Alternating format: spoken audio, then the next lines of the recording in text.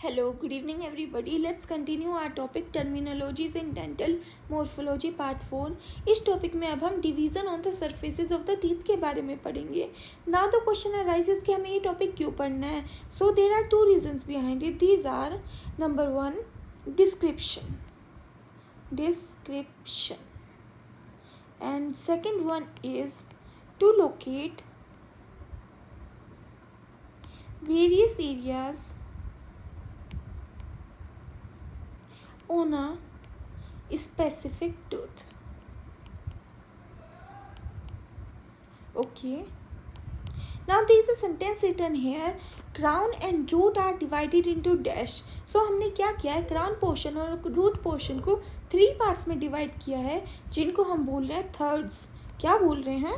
Thirds. Okay, अब जब हमने इनके 3 पार्ट्स कर दिए हैं, जिनको हम थर्ड्स बोल रहे हैं, उनकी नेमिंग की है. तो नेमिंग किस बेसिस पे की है? On the basis of their location. So these are the general point we need to know about this topic. But अब जो हम टॉपिक पढ़ने जा रहे हैं, it is really very important. It is important from exam point of view, क्योंकि short note लिखने के लिए आ सकता है, और वाइवा पॉइंट ऑफ व्यू से तो बहुत बहुत बहुत इंपॉर्टेंट है. मैंने इसको टेबुलर फॉर्म में लिखा है, बट आपको एग्जाम में टेबुलर फॉर्म में नहीं लिखना है. आपको नॉर्मल पॉइंट्स और पैराग्राफ के फॉर्म में इसको लिखना है. ओके, सो हमने क्या किया है, हम इस टॉपिक को पढ़ेंगे division of crown into thirds, और सिमिलरली हम आगे पढ़ेंगे division of root into thirds. Okay, so इस टॉपिक में हमने क्या किया है, 3 वेज में डिवाइड किया है, विच आर सर्वाइको ओक्लूजली और सर्वाइको इंसिजली, फेशियोलिंगुअली या मीजियोडिस्टली. इन तीनों पार्ट्स में हमें 3 चीज़ें पता होनी चाहिए. कौन कौन सी? कि हमने कौन सा सरफेस कंसिडर किया है, हमने जो डिवीज़न किए हैं वो हॉरिजॉन्टल डिवीज़न किए हैं या वर्टिकल डिवीज़न किए हैं. अगर हमने हॉरिजॉन्टल डिवीज़न किए हैं तो हॉरिजॉन्टल लाइन होंगी, और वर्टिकल डिवीज़न किए हैं तो वर्टिकल लाइन होगी. ओके, अब जब हमने 3 पार्ट्स में डिवाइड कर दिया है, तो उनके कुछ नेमिंग भी की है हमने.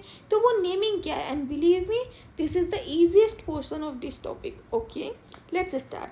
सबसे पहले जब हम वर्टिको इंसिजली की बात करेंगे, तो हम 3 सरफेसेस कंसिडर करते हैं. These are facial surface, second palatal और lingual surface, number 3 proximal surface.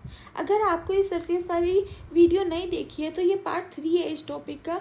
आप इसको ज़रूर देख लें, इससे आपको ये टॉपिक और भी अच्छे से समझ आएगा. मैंने इसका लिंक भी डिस्क्रिप्शन में दे दिया है. So let's move on. So अब इसमें सर्वाइको ऑक्सिलरी में लाइंस कौन सी हैं? वर्टिकल डिवीज़न किया है या हॉरिजॉन्टल डिवीज़न किया है? हमने इसमें हॉरिजॉन्टल डिवीज़न किया है, तो कौन सी लाइंस होंगी? Horizontal lines. Okay, now comes the naming of the 3 parts. अगर हम इसको सपोज करें, ये एक टूथ है और हमने इसको 3 पार्ट्स में डिवाइड किया है. हमेशा याद रखिए, जो मिडिल पोर्शन होगा, सेकंड पोर्शन, उसमें हम लिखेंगे middle third. Now comes the point कि हम अपर एंड लोअर पोर्शन में क्या लिखेंगे. देखो, ये सर्वाइको है और ये ऑक्सिलरी है. ठीक है, ओक्यूजली. तो ये हमने लास्ट लेक्चर में पढ़ा था. ओक्यूजल और इंसाइजल, ये कौन से सरफेसेस थे? मैस्टिकेटरी सरफेसेस थे. डी कैटेगरी में पढ़े थे ना. तो सर्वाइको से कौन सी टर्म यूज हो रही है? Cervical third. और लास्ट पार्ट में हम क्या लिख देंगे? ओक्यूजल या इंसिजल. ओक्यूजल और इंसिजल थर्ड. अब इस चीज़ को हम डायग्राम में देख लेते हैं क्या होती है. Okay, let's start. सबसे पहले तो इस पोर्शन को देखना बंद कर दीजिए, क्योंकि ये रूट वाला पोर्शन है और रूट्स हम आगे पढ़ेंगे. हम क्राउन पोर्शन देखेंगे, जिसमें ये हॉरिजॉन्टल लाइन है. हॉरिजॉन्टल लाइन में हमने इस पूरे क्राउन सेक्शन को डिवाइड कर दिया है 3 पार्ट्स में. अपर पोर्शन को हम सर्वाइकल बोल रहे हैं, मिडिल पोर्शन को हम मिडल थर्ड बोल रहे हैं, और लास्ट पोर्शन को हम ओक्लूजल और इंसिजल बोल रहे हैं. ठीक है, I hope the diagram should be clear to you. Let's move on. जिस तरह हमने ये सर्वाइको ओक्लूजल पार्ट पढ़ा है, इसी तरह हम फेशियोलिंगुअली पार्ट पढ़ते हैं. इसमें हम सिर्फ एक ही सरफेस कंसीडर करते हैं, which is proximal surface. Okay, और इसका डिवीज़न कैसे किया, हॉरिजॉन्टल और वर्टिकल। इसका डिवीज़न हमने किया वर्टिकल, तो लाइंस कैसी हुई, वर्टिकल लाइंस। ओके अब इमेजिन करो ये एक टूथ है और हमें इसे 3 पोर्शन में डिवाइड करना है। मिडिल वन तो हमें क्या पता है, मिडिल थर्ड लिखना है। Now come the upper and the lower part. Upper part में क्या लिखना है, लोअर में। आ जाओ इसके टर्म पर, फेशियो। फेशियो मतलब फेशियल, फेशियल सरफेस। आप मुझे जल्दी से ये बताइए फेशियल सरफेस के कौन से सब डिवीज़न हमने कल पढ़े थे, कम ऑन। ओके इसके डिविजन्स थे लेबियल एंड बक्कल, क्योंकि डायग्राम में फेशियल टर्म नहीं लिखी होगी, वहाँ पर लिखा होगा लेबियल एंड बक्कल, तो हमें ये पता होना चाहिए। लिंगुअली, लिंगुअली टर्म से कौन सी टर्म बनती है, लिंगुअल, तो लिंगुअल और पैलेटल। ओके ये हमारी सेकंड कैटेगरी में थी, सेकंड कैटेगरी थी सरफेस वाले टॉपिक में। अब इसको हम डायग्राम में देख लेते हैं। देखिए सबसे पहले तो यहाँ पर वर्टिकल डिवीज़न हुए हैं, ठीक है। मिडिल में मिडिल पोर्शन लिख दिया गया है, मिडिल थर्ड। यहाँ पर लेबियल आ गया, बक्कल आ गया on the basis of facial surface, और यहाँ पर पैलेटल और lingual, okay, on the basis of second category of the surfaces. Okay let's move on. अब इसी तरह हम लास्ट टॉपिक भी पढ़ लेते हैं, मीजियो डिस्टली। इसमें हम 2 सरफेसेस कंसिडर करेंगे, कौन से, फेशियल सरफेस एंड पैलेटल और लिंगुअल सरफेस। अब इसका डिवीज़न कैसे किया हमने, वर्टिकल डिवीज़न और हॉरिजॉन्टल डिवीज़न। हमने इसका किया है वर्टिकल डिवीज़न, तो लाइन कैसी होगी, वर्टिकल लाइंस। अब अगर हम इसको टूथ इमेजिन करके इसको 3 पार्ट्स में डिवाइड करें, तो सेकंड पोर्शन में हम क्या लिखेंगे, मिडिल थर्ड, वेरी गुड। अब कम बात आती है अपर एंड लोअर पोर्शन की, तो उसमें आएगा मीजियो। मीजियो मतलब मीजल। मीजल कौन से पार्ट में था, कौन सी कैटेगरी में था बताइए, प्रोक्सिमल। प्रोक्सिमल के 2 पार्ट से, मीजल पार्ट एंड डिस्टल पार्ट, तो ये मीजल थर्ड होगा और ये पोर्शन डिस्टली वाला होगा डिस्टल थर्ड। ओके अब इसी चीज़ को हम डायग्राम में देख लेते हैं। Let's start. ये हमारा क्राउन पोर्शन है जिसको हमने वर्टिकली डिवाइड किया है। सेकंड पोर्शन को हम मिडिल पोर्शन बोलते हैं, first portion distally and next portion is mesial. Okay easy, yes this topic is very easy, बस आपको एक बार समझ आ जाना चाहिए। ओके नाउ जिस तरह हमने division of the crown portion पढ़ा है, अब हम division of the root portion पढ़ेंगे इनटू थर्ड्स। इसको भी हमने 3 पार्ट्स में डिवाइड करा है, सर्वाइको एपिकली, फेशियो लिंगुअली एंड मीजियो डिस्टली। हम क्या पढ़ेंगे इसमें, surfaces, lines and names of the third. Okay surfaces से स्टार्ट करते हैं। फर्स्ट सरफेस है फेशियल सरफेस, सेकेंड सरफेस है पैलेटल और lingual surface, okay, and third surface is proximal surface.